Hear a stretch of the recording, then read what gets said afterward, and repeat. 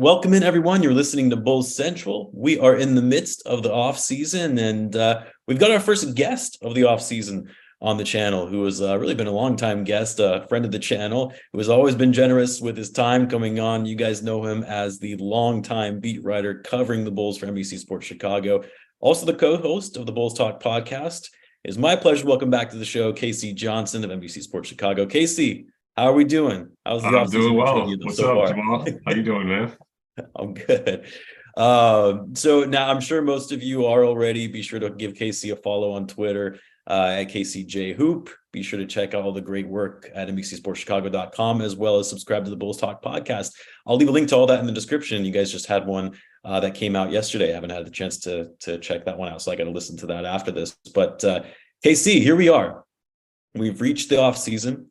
Well, for Bulls anyway. The Bulls finished the season 40-42, 10th in the Eastern Conference. They won the first play-in game over Toronto, which was exciting. It was a surprise. I think most people thought the Bulls were probably going to be losing that one, given the matchup. But then, of course, they couldn't get over the hump and beating Miami, really faltering at the end of the game.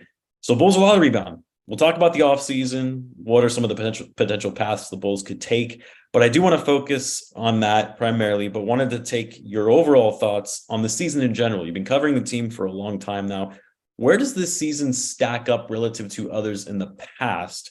And where does it rank among the seasons in which Bulls fell well below expectations?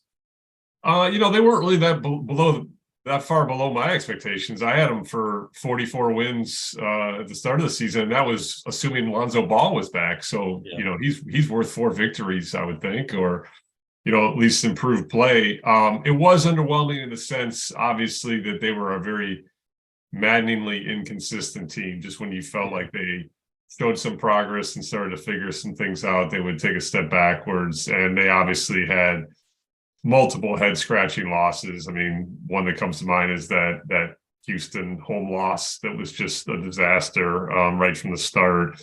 So there were moments where you were just like, okay, this team's just terrible. But you saw them play very well, obviously, against high-profile teams as well. And then you mentioned the play-in victory. I thought that was one of their better showings of the season as well. So, if you're a fan, I can see how frustrating this team would be, because they just at times showed you that they could be a good team and then just ultimately were not. I mean, they were a sub-500 team that didn't even make the playoffs. But I didn't have very high expectations for this team. I think this team, I know we're going to get into the offseason, has a ceiling to it. I'm not as down on the core as some people, but I do think as currently constructed, this team does have a ceiling. And I think you saw that play out over the course of this season. Yeah, and I agree. I think let me rephrase it in a little bit of a different way, because I think expectations might not have been as high. But I think given where we are within this team, the future direction of the team, the limited options they have going into the offseason, the idea that this team was constructed to win now, and obviously they didn't even make the playoffs. I kind of compared it to, and I've talked about this on my channel before, I kind of compared it to that first season under Fred Hoiberg. And maybe then there were higher expectations, right? Because they still had Rose, they still had Jimmy Butler, and they had Pau Gasol, and they missed the playoffs. So the expectations might have been a little bit higher, but I think it was more of the outlook going forward. It's like, okay, this is the team. This is the team that they're designing to win now. And it just is kind of all crumbling down, and you don't really see much in the way of the future. That's sort of my biggest takeaway from it. And like I said, we're going to talk about the offseason. But that was what really hit me as a fan, was it's like, okay, this season you can kind of just treat it as a wash. Lonzo Ball didn't come back, might not come back next season either. But the future doesn't look that great either. You know what I mean? Like, that's kind of where I'm sort of getting at in there. And that was the most frustrating thing for me, is you don't really see a path out of it, really. Yeah, that Hoiberg first season analogy is a great one, and one I actually had not connected the dots on that yet. I believe that team finished 42-40 and missed the playoffs. So they did, yeah. So that's 2 games better. But you're right, because back then, the prevailing thought from the front office was, okay, Tom Thibodeau is the problem. Get rid of him and bring in a player-friendly coach, and boom, here comes the potential. And that team was just inconsistent as well. So that's a great analogy. that offseason led to some changes. So we'll see if this offseason leads to some changes. But yeah, if you frame it in the context of, this team obviously expended a lot of assets and draft capital to be assembled, and then didn't even make the playoffs when 10 teams have a chance to do so. Yeah. That's difficult, particularly given what Arturas Karnisovas said on the eve of training camp, where he publicly stated that he wanted to see improvement over last season. It didn't happen in the regular season with 6 fewer victories, and then it obviously did not happen in the playoffs either because they didn't even make it. So, right. It was a disappointing season, but I like I said, my expectations were not that high going in. Casey, do you think had the Bulls made the playoffs, meaning they won that last game against Miami, which was a winnable game, right? We've talked about that before. It really was down to the wire, and they just couldn't execute in the final stretch. But had they made the playoffs, given what we're currently seeing now with the Heat and the Bucks series, and Giannis being out, but then he comes back, but Jimmy Butler's dominating, they're up 3-1. Do you think the Bulls could have made some noise and made this a competitive series? I know it's hard to say because you never really know what to expect with this team, the way they were so inconsistent all year. But do you think being able to be in the playoffs and that atmosphere would have kicked things up a notch for them, and we would have been able to see a fun and exciting series? I do. And I know the regular season does not necessarily translate to the postseason, but this team played well against the Bucks during the regular season. And, that's why you just want to get in, and you would never obviously wish injury on anybody. But I mean, Giannis is out for a couple of games, and that opens up an opportunity that you might not have, foreseen going in. And that's got to be the frustrating part if you're a Bulls fan. I would argue that, and the Bulls played well against Miami during the regular season too. I would argue that the Bulls, I think, are a little bit better team than the Miami Heat. I watched that game. I still cannot believe. Obviously, I was in Miami. I still can't believe the Bulls lost that game. Yeah. That was just not a good team that night that they lost to. Strus, he had a huge game, and Jimmy Butler is the best player on probably either roster for sure, particularly given what he did in that Bucks series last game. But there's just they so much struggle to score so often, and that night in particular, they were getting no offense from anyone other than Strus or Butler. So to take that lead on that Coby 3 and then not close it out, oh man, that's the thing about this team. I would say is that there were many times during the season where this team kind of frustrated my basketball sensibilities, and that was one of them. Obviously, I don't have a rooting interest. But I remember being in the post-game media workroom with some colleagues and just going, we were all like, how did they lose that game? I mean, that game was such a winnable game. Yeah. And, there's an easy explanation why they didn't score a field goal in the final 3:46. But it was unbelievable that they did not take advantage of the opportunity, because it was a golden opportunity. And I don't think they would have won the series against Milwaukee, but I think they would have been competitive, particularly with Giannis, unfortunately missing a couple of games with his injury. Yeah, you talk about the final 3:46. It's not like the Heat suddenly just took it up a notch in the final 3:46. I mean, they played better, right? They started hitting some of their shots, but it wasn't like something just completely turned. The Bulls, even though they weren't shooting well, they still had an opportunity, and they should have been able to win that game. Is the way I look at it. We were talking about Jimmy Butler. I've been getting into a few debates with some Bulls fans, still lamenting over the fact about, after all these years, after, the trade, what could have been had the previous regime just held on to Butler and maybe built around him. My personal take on this is, well, I don't think the culture within the Bulls organization, especially after they fired Tom Thibodeau, would have ever matched what Butler was looking for. So I think it likely would have gotten to a point where he would have eventually asked out in a trade anyway. At the same time, I also don't think Jimmy's sentiments and, commitment to Chicago were the same after Fred Hoiberg took over, as much as people say otherwise. I'm actually curious to get your take on it, since you were covering the team, right? You were interviewing Jimmy in post-game interviews and things like that. Would you say that Jimmy was still as equally committed to the organization after they fired Tom Thibodeau? Oh yeah, I mean, he was crushed by that trade for sure. Yeah. He never wanted to leave Chicago. He obviously had the well-publicized incident with Fred. But he was just basically asking everyone in the locker room to play harder, coach harder, play harder, be harder. He's a hard individual, but I don't say that in a bad way. I mean, he just demands people to be in those trenches with him. So no, I remember, he gave 2 interviews the day he got traded, obviously, with Joe Cali of the Sun-Times, and I was working for the Tribune at the time. I remember talking to him. I believe he was overseas. I can't remember if he was in Italy or France. And he was really down. He never wanted to leave Chicago. In fact, at the time, Joe with the Sun-Times was reporting that he was trying to recruit players to come with him. So, right.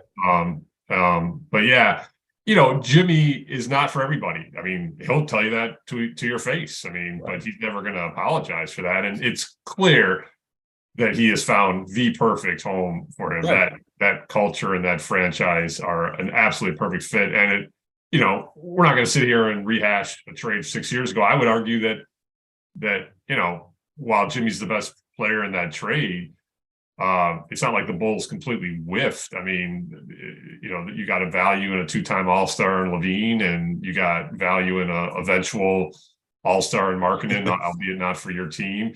And it took Jimmy two teams to get to his perfect home. I mean, he burned through Minnesota.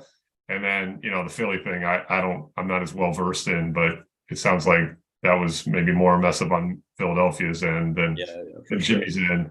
But, he is where he is for a reason. And man, that performance was something special the other night for sure. It was incredible. It was, I obviously remember the playoff days from Michael Jordan when I was a kid, but you don't appreciate it as much as you do now, understanding the game a little bit better. And that was one of the best I've seen. As an adult anyway. Let's talk about the offseason. Start with AK's end of season press conference. I had you on shortly after the trade deadline, in which we finally got to hear from AK speaking to the media, in which he really doubled down on the idea of keeping the group intact, continuity. While yes, there were trades that were discussed, nothing obviously materialized or seemed to be worth it anyway, right? He kept saying at what cost. We did hear somewhat of a different tone in the end of season press conference. There was some level of accountability that it was a disappointing season, how being a 500 team is not good enough, how they are going to take a look at everything. That said, there was a bit of, let's pat ourselves on the back for the 14-9 record post All-Star break. And they indicated that they were on the right path because of that. Now, some of that could be because the Bulls don't have much in the way of options, given their limited draft capital, trade assets, cap flexibility, especially working in the confines of the luxury tax. Realistically speaking, how do you see this offseason transpiring for the Bulls? Are they running it back, retooling with some tweaks, or tearing it all down for a full rebuild? Even though, yes, I know AK said it's not, in their minds right now, but you never know. Things could change as the offseason comes through. Yeah, that's probably, obviously I have no idea what's going to happen. I have some thoughts and theories in which we can dive into. That's probably the only one that I will feel very strongly in saying I believe him. That I mean, if you look at the moves he has made since the Vucevic trade, why is he going to unspool all of that? I mean, he has burned through everything to get, not everything, but a lot of things to get this team assembled. So he's not, I don't see him going back. And so the full rebuild, the way he answered that one, I fully believe in that. The complicating part to this answer, and obviously this, is in the Vucevic situation, it's not totally their control. It is until July 1, but if he hits unrestricted free agency, that takes the decision fully out of the Bulls' hands. So that's where you don't know where this offseason is going to go. If you're asking me to guess, I was very skeptical to hear him basically sound like he's running it all back. I don't see how you can just quote unquote add a little bit of shooting and maybe a point guard and make it all right. I don't see that happening. I think, like I said before, I think this team has revealed itself to kind of have a ceiling, and I think we've seen that play out. So I think he needs to get creative. I felt he was stronger at the deadline than he was in the postseason, in the sense that I heard a guy at the deadline basically saying, we want to see how this plays out, but we got creative once before, and overhauling this roster, we may need to get creative again. Those are my words, not his words, but that was my interpretation of what he said that night. So I've said this on other in other places. But I mean, my antenna's up on, potential DeMar trade. I'm not basing on anything. I'm not reporting that. That's just kind of where my antenna is because, Zach, you've committed to for 5 years at a big number. Vooch is not fully your control, but you paid a high price to get him. So you think that they probably offer him a decent contract to stay. And I don't know what DeMar's value would be as an expiring contract, but if you are going to get creative, I think that and your salary cap exceptions are probably the avenues to explore. Oh, that's what I was just going to ask is what do you think DeMar's trade value is? Because I like you, I honestly have no idea. Yes, there could be a desperate contending team that thinks, hey, we just need that one more piece, right? We need that one more score to add to this group and we'll shell out, draft pick or two. I just don't know, right? It's like, I don't know if it's there, especially if he's on an expiring deal. But I mean, I'm kind of with you on that one. I think that's the most likely avenue for a retool, if you will.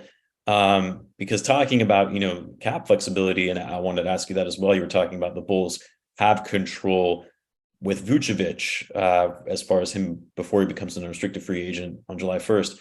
Have there been any talks as far as a potential extension before July 1st, or is that still kind of just up in the air at this point? Well, I mean, his representation and Bulls management have known each other a long time. So I don't know if there have been formal contract extension talks, but they both obviously know what the situation is. Right. I know that there was no formal extension talks last offseason. I think they both know what the deadline is. They have a relationship. So I don't know how formal they've gotten, but I do know that, both sides are aware of what needs to happen in order to prevent him from going to unrestricted free agency. Maybe Vooch wants to go to unrestricted free agency. That's another element to it. If you listen to what he's talked about throughout the season, I joked with him one time. I was like, you've covered like all your bases, man. You said like, oh, I want to come, I love Chicago, I'm happy here, but I want to make my family happy. It's not always about money. He's like been all over the place. I joke about it. And he's earned that right. So there's really no way to predict how this offseason is going to go because of the unknown of him. If an extension is hit before July 1, then you have probably a clearer idea. But the other thing I'm sure you're going to ask is like, Arturas was just going down the line of, oh yeah, we want him back. We want him back. We want him back. You're not going to become a tax team for this team. Trust me on that one. So I call BS on that and did in the moment too, which he had a little bit of fun with. So they've got to get creative. That's the one thing we can for sure agree on. And I do plan on hitting on that. I wanted to talk about Coby White as well, set to be a restricted free agent. You had mentioned, I think it was during the final playing game. It's probably when he hit that three against Miami, where he said, I don't see how you can not re-sign Coby at this point, given the Bulls' need for shooting and also the fact that he's, again, only 22 years old. I think maybe he's 23 now. AK also mentioned in his press conference that he absolutely is wanting to re-sign Coby. The question is, can the Bulls get it done within the confines of their cap sheet, waiting, to re-sign their other free agents and, of course, the luxury tax line? What do you think the Bulls are going to ultimately do? Do you think it's going to be a situation where they give him an offer, or is it going to be, okay, we do the qualifying offer, you go out and get a contract so we see what the market dictates for your value, and then we match from there? Yeah, I think we should pause for a little bit of perspective because he also, I don't know if he used the exact word, but he painted the same picture about how badly they wanted to re-sign Markkanen. And that did not happen. So it's true. Yeah, you're right. Actually, now that I think about that, yeah, it's very true. So I'm starting to, and we're getting used to covering Arturas in this regime from a media perspective too. But I'm getting very used to the fact that he basically always says, "Oh yeah, we want that guy back. We want that guy back." No, that's Now I think in the Markkanen case, the complicating factor there was he ultimately wanted out because he was dissatisfied with his role and the lack of extension. So.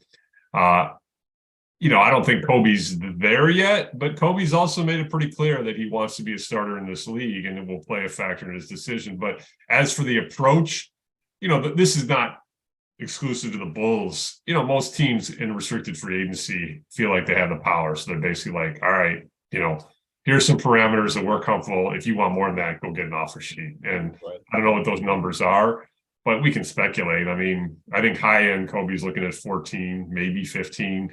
Low end, he's probably in the 11 to 12 range. So the Bulls can afford to play hardball because he's got to go out and get the offer sheet if he wants more than what they're willing to do. But, as far as the overall point, and I know this, it's not just the shooting aspect. I just think at that age, with the way he's developing as a complete player, man, I would not want to give up on that guy. I don't think he's anywhere near his ceiling, and he's such a great guy in the locker room and in terms of his demeanor and his spirit and his work ethic. So, you don't want to get too crazy because you could make the case that he is still, a sparkling reserve and not really probably a frontline starter because he's kind of a combo guard in between positions. But he's if he is a reserve in this league, he's a pretty valuable one. So I would personally want to see him back. Well, the reason I also ask it in the sense, because for me, I don't know if you felt differently because you were obviously there live. I felt there was a different sense of enthusiasm in wanting to re-sign Coby versus, say, Ayo. I know he said, yeah, I want Ayo to be here. We see him as a part of this team in the future. I don't know. I didn't get the same feeling in terms of his response in wanting to ensure that they do keep Coby. Did you get that takeaway as well? And then I guess follow-up question to that, it's going to be kind of hard for them to be able to keep both. Do you think that they are going to ultimately have to choose between both of them? I do because, and this is my speculation, I do because you also heard him talk, he kept bringing up Lonzo Ball and the vision and how, they need that kind of veteran organizing guard. And obviously Patrick Beverley played that role to, a certain amount of success down the stretch. And he wasn't even asked about but my point is, like, between Coby and Ayo, that need is not solved because I don't think either of them are, Ayo had the job for a long time and didn't have the same kind of success with that starting unit as Patrick Beverley did. So if you re-sign both, you still have that need for that kind of, Lonzo light presence, whether it be Patrick Beverley or somebody else. So I'm prepared to see one of the two of them in a different uniform next season, but we'll see how it plays out. And if you had to take a guess as far as who would be playing in a different uniform, who would it be? Ayo's certainly going to be cheaper, but it's weird because Ayo's season, if you look at it, it's almost identical statistically to his first season. But but there's this he's having this sophomore slump. He didn't play as well. Yeah. First season, it was like everyone was just like, "Oh wow, what a steal! Got to re-sign this guy no matter what." And then second season, same stats, but it just didn't have the same oomph, and it felt like he kind of regressed or stayed level. Whereas Coby feels like he's on this upward trajectory. So, I personally would rather have Coby back if it's an either or. I'm not hating on Ayo. He's a rotational player in this league for a long time. Yeah. But he's limited, and I don't think Coby is. I don't think Coby is as limited as he is. Yeah. You're talking about Lonzo Ball. Obviously, we heard the news that he's going to be having another operation, likely to miss most, if not all, of next season. I think that was the Shams Charania or Adrian Wojnarowski that initially reported that. You've been covering basketball for a long time. Do you see a situation in which Lonzo does in fact return? Because there's been a lot of talk about how for players in the past that have had this operation, to repair cartilage, they've never recovered or they've never played in the NBA again. Do you see a situation like that panning out with Lonzo? I never predict on injuries because I don't know. It's not my body. I would just say this: it's not trending well, and it's just such a sad story. So, when that one hit, I was like, all right. I thought I'd seen it all in the story. I wasn't expecting that one. It's like, they thought he was going to play this season at the start of last season, and now it's certainly trending. I would just summarize it that it's certainly more. It's certainly more strongly in the realm of likelihood that his career is over than it was before. Right. And it would just be awful. Yeah. I wrote a piece when this last one happened. It wasn't like it was any genius angle, but just having covered the team for as long as I have, I drew the parallels to the Jay Williams and Derrick Rose situations. Right, I mean, right. it's just astonishing how snake bit this franchise is at that position. I mean, you're talking about a number 2 overall pick who, had his whole future in front of him, and wasn't a perfect player his rookie year, but made an all-rookie team in Jay Williams, and crashed his motorcycle and ends his career. And then you're talking about the youngest MVP in league history who's signed to a no-brainer max deal with no opt-outs, who then goes through one major knee injury after the other, and now 25-year-old dude who in one half season brings this new management regime's vision to perfect fruition. I mean, they're number 1 in the East, and the United Center was rocking, and he was shooting 42% from 3 on 7 attempts a game, and throwing hit-ahead passes, and the crowd was rocking. It was just, I'm not in it as a fan, but just even as an objective observer, your heart has to go out for, that's a lot of bad luck for one organization to endure at one position in a 2-decade stretch there. Yeah. And I think, after we saw Lonzo go down and we saw this team and how they sort of shifted ultimately, right, and their level of play, and not really playing like the high pace, high octane, spread the floor type offense, which has really limited them. You guys actually talked about that a lot in the Bulls Talk podcast, you and Jason and Tony. And yeah, I mean, it's like this whole vision that the front office had was just completely derailed because of Lonzo. And again, I'm not saying like, oh, if only we had Lonzo, this, Bulls would be dominating, because at some point you guys say, okay, it's not one guy that is really going to make this much of an impact for why the team fell 10th in the Eastern Conference, but it's pretty big when you look at the overall 3-point shooting, the perimeter defense, the fact that, he's a real point guard. That's something the Bulls have not been able to have. So it's unfortunate. And, I think it was you that actually asked in the press conference to AK, do you plan on using the disabled player exception? Is that what it was called? Is that what they call it when they have the ability to, file with the league, the disabled player exception? The player still gets paid, but they're able to get that money off the books. And if I'm not mistaken, did he say the plan isn't to do that? But then he had a no comment shortly after when there was like a follow-up question. Was it you that had asked that? I didn't ask that one. I don't remember. Okay. There's 2 different avenues here. One is, an exception for that season to get a replacement player. And I would guess that if Lonzo doesn't play at all next season, then they'll be going I would guess that they would be going the more drastic route, which is, to work with the player association and have it deemed career ending. And then the money that's what I was referring to. Yeah, the money comes completely off the books. Then the other one is just an injured player exception, where you get. Okay, so that's different. Okay, I think you get half the cap hit, where you can go out and sign a player to take his place. But given that he hasn't played for as long as he has, I'm not sure that. I think the other one is probably, if he doesn't come back next season, more likely, because then you're looking at it coming off of your books and everything. I mean, he still gets his money, obviously, but it's paid by an insurance company. So, sure. Man, just terrible story. Yeah, no, it is. I want to talk about Billy Donovan for a minute, and then we can kind of wrap things up. Obviously, he received that secret contract extension last offseason that the public was made aware of, a few weeks after the fact.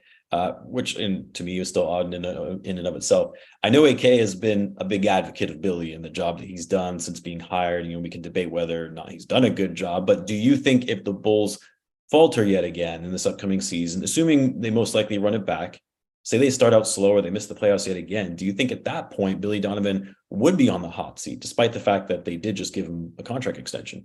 No, I do not, because the ownership group does not typically pay coaches to not work for them, number one. They have in the past. Yeah, it didn't happen very much. At one point, it did. Yeah. They do not like doing that, number one. And number two, I know for a fact that not only is Arturas Carniceau a fan, the ownership, I mean, Billy Donovan talked we were in Phoenix this season. Billy Donovan talked about the relationship he has with Jerry Reinsdorf. And Jerry's not around much other than just kind of having more phone relationships. but no, ownership likes him as well, and he's a culture guy, and they love the how he represents the franchise, how he deals with the media. They love all that stuff. So no, I don't see Billy going anywhere for a while. Casey, I know you always say you would make a terrible GM, so you're probably not going to like this question, but you're knowledgeable enough of the game and the mechanics of the business side as well. So what do you think the Bulls should do this offseason if you were running things, again, based on what's realistic with the limited options they have? Well, I said this, and I preface this all the time, so people are probably tired of hearing me say this, but I said this on our own podcast back before the deadline. I said, it pains me to say this, but I think you should trade DeMar. And I said that before the deadline. And it's not anything personal. I mean, I freaking love covering DeMar DeRozan. He's a godsend for what I do for a living. And I also think he's a future Hall of Famer who's really, really good at basketball. Yeah. I just don't see a pathway out of this unless you trade one of those big three. And now that was before the deadline where I thought he had more value because you had him for 2 playoff runs. You can extend him this summer, that kind of stuff. So I would have probably done that and then try to use exceptions to add shooting this summer. Maybe you can still explore that. I think his value is probably less. Again, we keep coming back to the unknown factor of Vooch. If Vooch walks, then you're trying to build around, DeMar and Zach and add shooting around that. You probably want to get, Andre Drummond's got a player option at that position, so that's out of your control too in terms of center, but you probably want to get a mobile center, rim protector center then if you just have DeMar and Zach back and Vooch is gone. So yeah, it's a mess. I mean, the one thing we can all agree on is they need to add shooting. Yeah. And, we knew this last summer. They didn't address it aggressively enough. They tried to with Gallinari, didn't work out. Goran had a good start and then petered out and wasn't going to fix the problem solely anyway. You're just so tired of watching games where they're just at such a disadvantage by not playing a modern NBA style. And that's, it comes back to, that's again where the loss of Lonzo hurts. I mean, it was beyond the fact that he was making 42%. He was taking over 7 3-pointers a game. I mean, that's a 25% of the amount they took as a team last year, by one player. Right. So, man, they got to get with the times when it comes to 3-point shot. Well, and I think, the shooting options are probably a little more limited going into this offseason than they were last offseason, right? Like you had guys like Malik Monk, Kevin Huerter. Like I feel like there were more options in terms of pure shooters than you're going to have going into this offseason, unless I'm mistaken. That's a great point because I got to be honest. I obviously I've been doing some season review stuff, but I have not done a ton of work on what's ahead because I'm trying to also get some chill time and not work. So I have actually not really looked at and studied what's out there or how they can address shooting. But you mentioning those 2 players, I'm like, ooh, those would have been 2 good. Yeah. And look at the Kings now. You know what I mean? Like the 2 I just mentioned. Like it's like I think shooting is going to be one, and where they get it is going to be maybe more of a challenge. And then the other thing is you talk about, Vooch walks, that actually hurts them in terms of the overall cap. Because you mentioned before, it's not like they just get all of that money in cap space. They were already operating over the cap. It's not good. I think we can all agree that the situation is not ideal. And that we hope that, like the 2021 offseason, how they got really creative to construct the team that they have, they can somehow pull some magic. And then, of course, hopefully they hit that number 1 pick, right? The 1.8% chance. Well, I mean, all joking aside, I mean, they're, that would certainly cause for some emergency podcasts and some, that would offer some solutions for sure. And I always joke, like I was not even watching the Derrick Rose draft lottery. I've covered a million of them. It used to be back out in Secaucus, New Jersey. I've been in the room where the drawing happens multiple times. The league invites journalists to make sure it's on the up and up to be in that room. I've done that, I think, 3 times. So I love the draft lottery experience. And the most important one in Bulls history, I was not even watching because I was like, 1.7% chance. So that's interesting. I knew that they had folks in the room just to make sure that, it's not like rigged or anything, which people still talk about how the draft lottery is rigged. But that's interesting. I didn't know that you actually have been in some of them where they do the drawing itself before it's revealed to the public. Oh yeah, and it's always on lockdown. In fact, it's funny, the Bulls representative of the year, the Derrick Rose, is now head of media relations for the Bears. A guy named interesting. Brandon Faber. He used to be a Bulls assistant PR guy. And I did a story on the 15th anniversary of, no, I guess this is the 15th anniversary. I just did sort of the 10th anniversary of the draft lottery.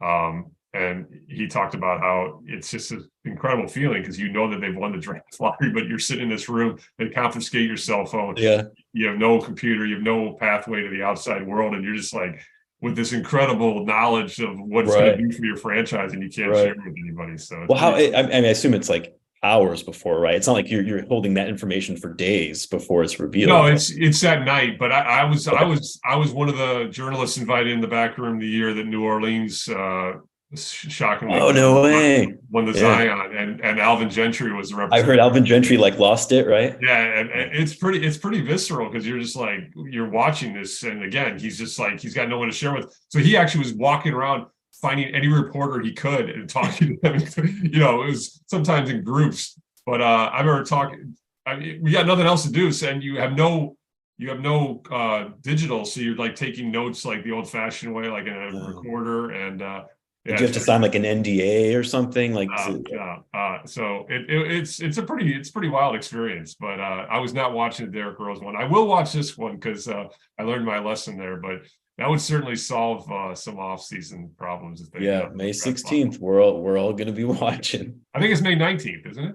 I thought maybe it is 19th. I thought I looked a few weeks back and I was like, all right, May 16th. I got to make sure I mark that on my calendar so I don't miss it. But, just in case the outside chance that, Bulls get lucky like they did in 2008. We'll see. Casey, as always, my man, really appreciate you making the time. It really does mean a lot to me as well as to, all the Bulls fans watching this. Says a lot about your character. Enjoy the off season, my friend. Hope you're able to get some rest through this rough season that we just witnessed. Keep up the great work, and hopefully we can connect sometime next season. All right, or we can do an emergency podcast when they win the draft. Or that, yes, we will do that too. Thanks Jamal. Appreciate it, man.